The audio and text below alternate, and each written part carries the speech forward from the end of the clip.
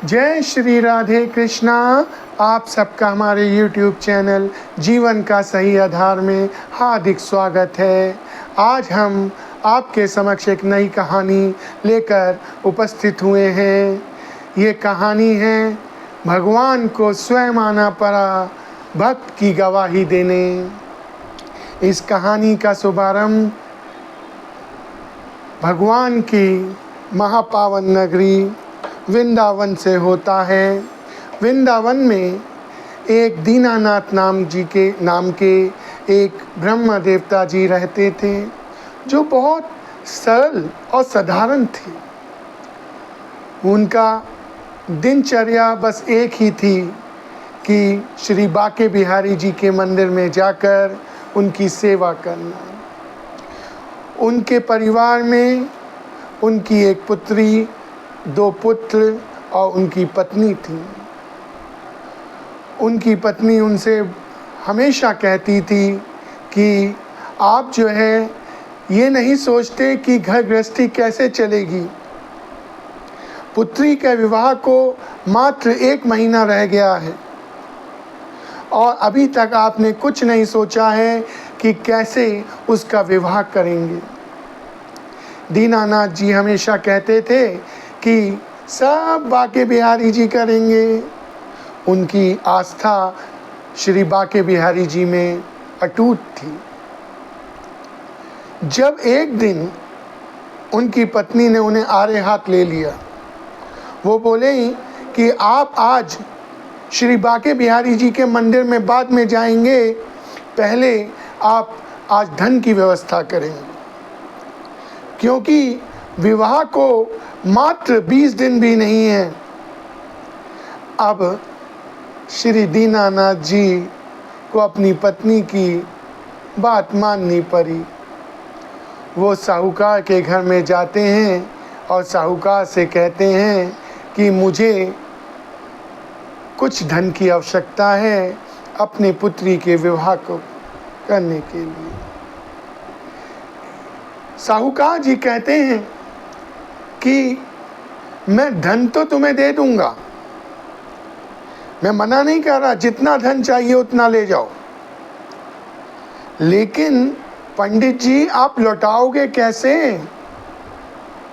तो पंडित जी कहते हैं कि मैं अपना मकान तुम्हें गिरवी रखता हूँ,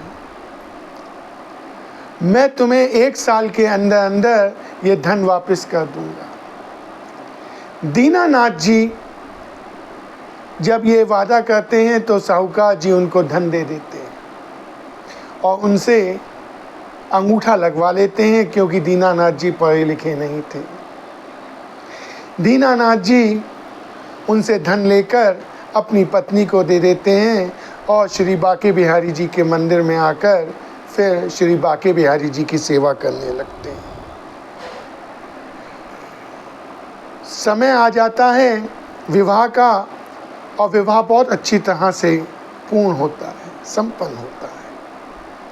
इसके बाद दीनानाथ जी अपने पुत्रों से कहते हैं कि हमें साहूकार के धन को वापस करना है, तुम भी बड़े हो चुके हो, अब तुम्हें अपनी जो है कर्तव्यों का निर्वाह करना चाहिए।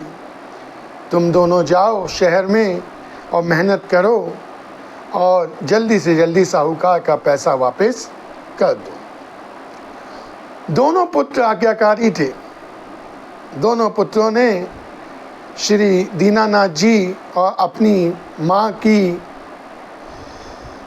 सेवा अच्छी तरह से की थी और वो अपने पिता श्री और अपनी माता श्री जी की आज्ञा लेकर शहर चले जाते हैं। शहर में जाकर वो बहुत मेहनत करते हैं और कुछ महीनों में ही इतना धन कमा लेते हैं जिससे साहूकार का ब्याज समेत पैसा वापस हो जाए। इसके बाद वो अपने शहर वापस आ जाते हैं वृंदावन और श्री दीनानाथ जी को धन देकर कहते हैं कि आप जाकर साहूकार को ये धन दे दो और पूरा हिसाब चुकता करके आ जाओ। दीनानाथ जी साहूकार के पास जाते हैं धन लेकर और साहूकार से कहते हैं कि मैं वादे से पहले ही आ गया, आप अपना हिसाब कर लीजिए और ये लिख दीजिए कि मैंने आपको पूर्ण धन चुकता कर दिया। साहूकार देखकर हैरान था कि दीनानाथ जी ने इतनी जल्दी धन कैसे चुका रहे हैं। उसके मन में बेईमानी थी। साहूकार जानता था कि दीनानाथ जी पढ़े लिखे तो हैं नहीं, लेकिन फिर भी दीनानाथ जी का हिसाब निकाला और पर्ची में लिख दिया कि दीनानाथ जी ने हिसाब पूरा चुकता कर दिया, ब्याज समेत पूरा धन लौटा दिया। दीनानाथ जी को उन्होंने एक दूसरी पर्ची दी, उसमें कुछ नहीं लिखा था, बस आड़ी तिरछी रेखाएं खींच दी थी। दीनानाथ जी को दे दी। दीनानाथ जी सीधे श्री बांके बिहारी जी के महापावन मंदिर में गए और उनके महापावन चरणों में वो पर्ची रख दी। उसके बाद श्री बांके बिहारी जी की सेवा में लग गए। अभी कुछ दिन ही व्यतीत हुए थे कि साहूकार ने उगाही के लिए श्री दीनानाथ जी के घर में 2-3 लठेट भेज दिए। अब श्री दीनानाथ जी से आकर उन्होंने कहा, दीनानाथ जी आपने अभी तक अपना हिसाब चुकता नहीं किया है, साहूकार जी ने आपको बुलाया है। अब श्री दीनानाथ जी कहते हैं, मैं तो अभी कुछ दिन पहले ही पूरा हिसाब चुकता करके आया हूँ। क्या हम नहीं जानते? अगर आपने साहूकार जी का हिसाब चुकता नहीं किया तो साहूकार जी आपको कोर्ट में लेके जाएंगे, फिर आप ही जिम्मेदार हो उसके, फिर मत कहना। अब साहूकार जी के घर जाने से पहले दोनों पुत्र श्री दीनानाथ जी से कहते हैं कि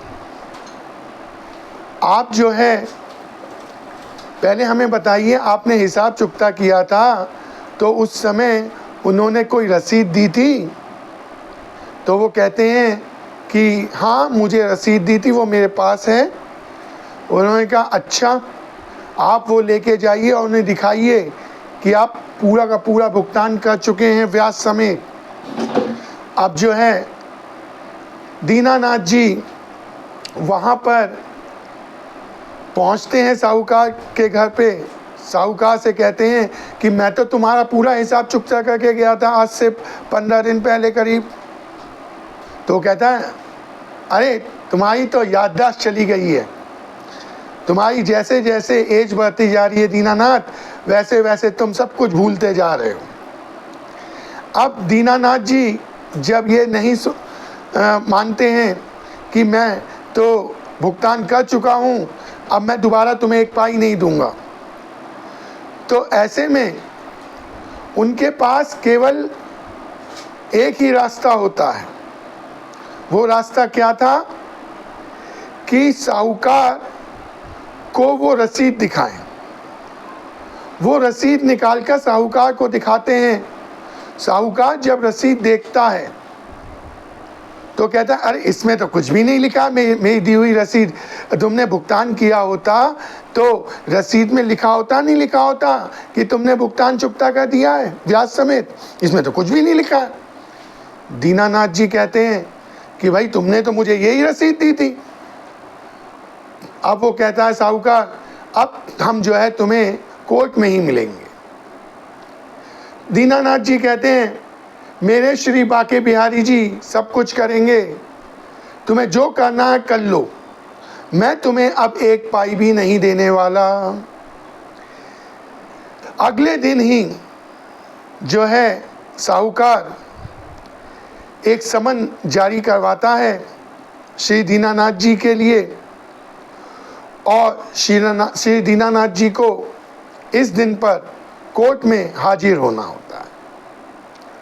अब श्री दीनानाथ जी कोर्ट में हाजिर होते हैं। अब साहूकार कहता है कि दीनानाथ ने मुझसे इतने महीने पहले इतना धन उधार लिया था जिसका भुगतान उसे करना था, लेकिन उसने अभी तक भुगतान नहीं किया है। दीनानाथ जी कहते हैं कि मैं 15 दिन पहले ही साहूकार का पूरा हिसाब चुकता करके आया हूँ। अब जो है जज देखते हैं दीनानाथ जी को। दीनानाथ जी तो बहुत ही भोले भाली दिखाई दे रहे थे। उन्हें जज महोदय को भी नहीं लग रहा था कि ये झूठ बोल रहे हैं। वो दीनानाथ जी से कहते हैं कि दीनानाथ जी, आपके पास कोई सबूत है कि आपने जो है इसका भुगतान कर दिया? दीनानाथ जी वही रसीद जज महोदय के समक्ष देते हैं, लाते हैं। वो कहते हैं इसमें तो कुछ भी नहीं लिखा हुआ है। तो दीनानाथ जी कहते हैं कि भाई मुझे तो यही रसीद दी थी इन्होंने। तो जज महोदय कहते हैं कि भाई ऐसा है, कोई साक्षी था, कोई वहाँ पे उपस्थित था जब आपने भुगतान दिया? तो श्री दीनानाथ जी के मुख से निकलता है, श्री बाके बिहारी जी थे। अब जज महोदय जी कहते हैं, वो समझे जज महोदय जी कि बाके बिहारी कोई व्यक्ति होगा। उन्होंने बाके बिहारी के नाम से समन जारी करवाया। उन्होंने पूछ लिया था दीनानाथ जी से कि बाके बिहारी जी कहाँ रहते हैं। उन्होंने बता दिया था, पूरे मंदिर का पता बतला दिया। अब वहाँ पर समन लेकर जब अदली पहुँचा तो वहाँ पर जो है पुजारी जी थे। पुजारी जी से पूछा, बाके बिहारी जी यहीं पे रहते हैं? अब उन्होंने कहा हाँ, बाके बिहारी जी यहीं पे रहते हैं। क्या है कि ऐसा है, मुझे बहुत देर हो रही है, ये लो उनके नाम का समन आया है और यहाँ पे सिग्नेचर कर दो। पुजारी जी भी कुछ नहीं कहते और वो सिग्नेचर कर देते हैं। अब वो पुजारी जी हैरान थे कि भगवान के नाम का समन किसने जारी करवाया है। अब वो जो था समन उनके नाम का आया था, वो लिफाफा जो है ऐसे का ऐसे ही बाके बिहारी जी के चरणों में रख देते। अब इस दिन पर बाके बिहारी जी को गवाही देने आना था। उस दिन साहूकार जो साफ झूठ बोल रहा था और श्री दीनानाथ जी कोर्ट में पहुंचते हैं। अब जज महोदय पूछते हैं दीनानाथ जी से, दीनानाथ जी, श्री बाके बिहारी जी आए हैं गवाही देने? वो कहे वो जाने सब कुछ, श्री बाके बिहारी जी जाने, मैं ना जानूं कुछ भी। अब इतने में साहूकार कहता है, अरे जब कोई होगा तभी तो आएगा, इसके मन में मैल है दीनानाथ के, ये पैसे नहीं देना चाह रहा मेरे। जज महोदय उन्हें शांत करते। इतने में अदली आवाज देता है, बाके बिहारी जी हाजिर हो, बाके बिहारी जी हाजिर हो, बाके बिहारी जी हाजिर हो। इतने में अंदर एक वृद्ध व्यक्ति प्रवेश करता है। अब जज महोदय पूछते हैं, तुम ही बाके बिहारी हो? वो कहते हैं हाँ, मेरा ही नाम बाके बिहारी है। अब श्री दीनानाथ जी और साहूकार देख के हैरान कि ये कौन है। ये तो उस समय मन में सोच रहे थे दोनों कि ये तो उस समय उपस्थित थे ही नहीं। लेकिन दीनानाथ जी का तो अटूट विश्वास था श्री बाके बिहारी जी के ऊपर। अब वो जो है कटघरे में आते हैं, खड़े होते हैं। जज महोदय पूछते हैं कि बताओ कि तुमने क्या देखा था। अब वो वृद्ध व्यक्ति कहता है, श्री दीनानाथ जी ने मेरे ही सामने साहूकार को पूरा हिसाब चुकता किया था, व्याज समेत। उसने एक पर्ची भी लिखी थी कि दीनानाथ जी ने पूरा उधार चुकता कर दिया व्याज समेत, अब उन्हें कुछ भी देना नहीं है। वो कहते हैं लेकिन जो दीनानाथ जी पर्ची दिखा रहे हैं उसमें तो कुछ भी ऐसा नहीं लिखा हुआ, उसमें तो आड़ी तिरछी रेखाएं खिंची हुई हैं। तो बताते हैं साहूकार के मन में लालच आ गया था। उसने क्या किया कि वो पर्ची अपनी पुस्तक के जो वो हिसाब की कॉपी है उसके 88 पेज नंबर पर जिसमें दीनानाथ जी का हिसाब लिखा था उसमें ही रख दी और दीनानाथ जी को आड़ी तिरछी रेखाएं खींचकर रसीद, नकली रसीद दे दी। वो कह रहे हैं अच्छा तुम्हें ये पता है तो ये भी पता होगा कि वो जो हिसाब की कॉपी है वो कहाँ रखी है। उसने कहा कि साहूकार जहाँ पर जिस गद्दी पर बैठता है उसके बाएं हाथ पर एक अलमारी है। उस अलमारी की जो सबसे नीचे वाली तह है उसमें उसने वो हिसाब की कॉपी रखी है और 88 पेज नंबर पर दीनानाथ जी का हिसाब है और वो हिसाब पूरा कट चुका है और वो पर्ची रखी हुई है। अब साहूकार के हाथ पैर ठंडे पड़ जाते हैं। साहूकार कहता है हजूर हजूर ये गलत बोल रहा है, झूठ बोल रहा है। तो जज महोदय कहते हैं अभी पूरा हिसाब अभी पता चल जाएगा, दूध का दूध पानी का पानी हो जाएगा। वो कोर्ट से ही एक व्यक्ति को भेजते हैं साहूकार के घर। जैसा वृद्ध व्यक्ति ने बताया था वैसा ही जहाँ पर साहूकार गद्दी पर बैठता था उसके बाएं हाथ पर ही एक अलमारी थी। उसकी चाबी तो जज महोदय ने साहूकार से ले ही ली थी। वो आदमी जो है जब अलमारी खोलता है तो उसके सबसे नीचे वाले खाने में हिसाब किताब की पुस्तक रखी होती है, कॉपी रखी होती है। अब वो कॉपी लेकर वो जज महोदय के पास आ जाता है। जब जज महोदय उस कॉपी के 88 पेज को खोलते हैं तो उसमें दीनानाथ जी का हिसाब लिखा था और वो कटा हुआ था और वो पर्ची में जो बात वृद्ध व्यक्ति ने बताई थी बिल्कुल डिक्टो वैसे ही लिखी हुई थी। अब साहूकार माफी मांगने लगता है। जज महोदय पूछते हैं कि तुमने ऐसा क्यों किया? तो कहता है कि मेरे मन में लालच आ गया था क्योंकि मुझे पता था कि दीनानाथ जी पढ़े लिखे नहीं हैं, उन्हें मैं पागल बना लूँगा और फिर दोबारा उनसे धन ले लूँगा।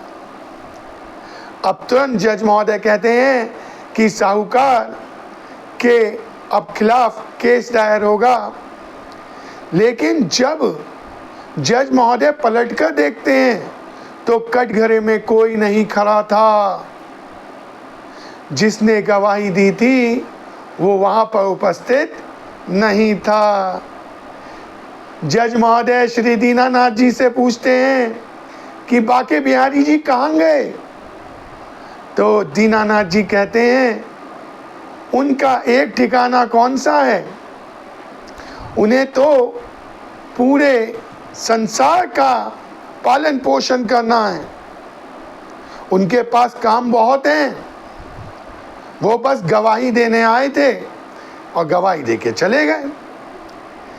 अब जज महोदय भी समझ जाते हैं कि श्री बाके बिहारी जी और कोई नहीं, श्री कृष्ण भगवान थे जो अपने भक्त के लिए गवाही देने आए थे। सब नतमस्तक हो जाते हैं और यहीं पे कहानी पूर्ण होती है। अगर आपको कहानी अच्छी लगी हो तो चैनल को सब्सक्राइब कीजिए, वीडियो को लाइक कीजिए और ज़्यादा से ज़्यादा शेयर कीजिए। सब बोलो जय श्री कृष्णा, जय श्री राधे कृष्णा।